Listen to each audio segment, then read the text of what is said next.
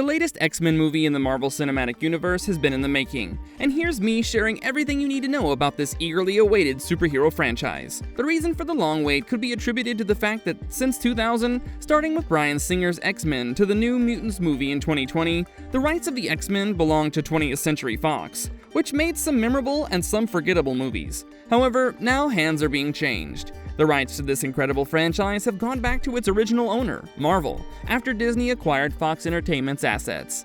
While the transition to the new owner was smooth and the deal was inked in 2019, Marvel Studios was said to be taking baby steps and bringing out the latest installment of the X-Men. I think the reason for the delay was Marvel being too busy launching all other kinds of mutants in the MCU. But the dust seems to have settled, and Marvel is ready to bring out the newest X-Men movie. What's the plot? While the plot isn't confirmed, if I were to look at the timeline of the Avengers, then the X-Men story should enter the MCU only after Avengers Secret Wars, since that film concludes the multiverse saga that was started in 2021. As per speculations, the Secret Wars storyline could involve pressing the reset button for the MCU, making it the right time to introduce a new X-Men storyline, effectively ending the continuity of the two-decade story. Before we go into our explanation, we have a very small request. If you like our content, please support us by subscribing to our channel. This is a small click for you, but for us it means a lot. Thank you. Let's begin.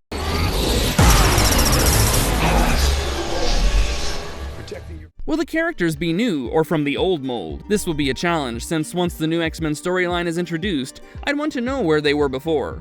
Also, the X-Men have always had a mix of young and old heroes, so it doesn't seem likely the makers will completely rehash X-Men, at least not within the MCU's Earth 616. Again, there's a big but, which is the ending of the multiverse saga that could lend the possibility of bringing the X-Men from another dimension where they were already known. Let me take you back to Doctor Strange in the Multiverse of Madness, which planted the thought of superhero teams being present in other dimensions, a glimpse of which was seen in the Illuminati, whose member happens to be Professor X. Also, Monica Rambeau, a superpowered version of her mother, was shown caught up in another dimension with Beast and the unseen Professor X. So it seems natural that these plot points may form the hook of the new X-Men in the MCU.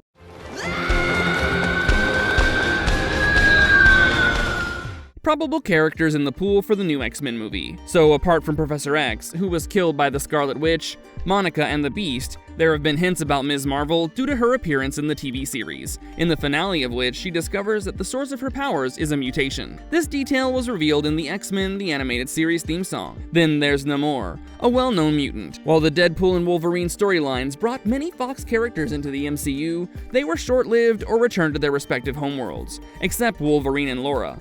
These assumptions confirm the MCU's readiness to feature several X-Men characters from various universes, thus answering my earlier question about where they were before. I'm certain X-Men storyline ranks number 1 on the MCU priority list. Deadpool and Wolverine, along with Ryan Reynolds and Hugh Jackman, seem to be a done thing in the casting, since, as per Kevin Feige, he always wanted to use these characters. I suppose Deadpool and Wolverine will also appear in Avengers Secret Wars. One fear is that many characters introduced earlier could become irrelevant if the MCU does not resort to a reboot.